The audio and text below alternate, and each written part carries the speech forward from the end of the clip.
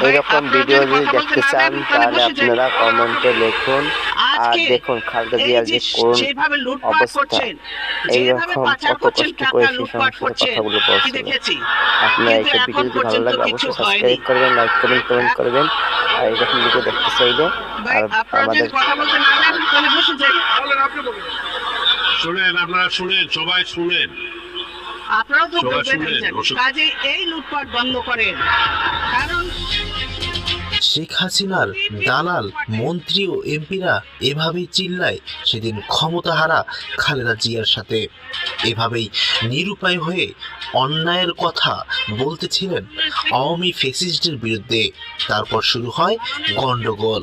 দর্শক, সেদিন সংসদের মধ্যে কি ঘটনা ঘটেছিল খালেদা জিয়ার সঙ্গে, যার একটা কথা বলার পর পুরো সংসদ, তখন যেহেতু আওয়ামী লীগ ক্ষমতাধীন ছিল, আওয়ামী লীগদের ব্যবহার, উগ্র ব্যবহার কেমনটা ছিল, যেখানে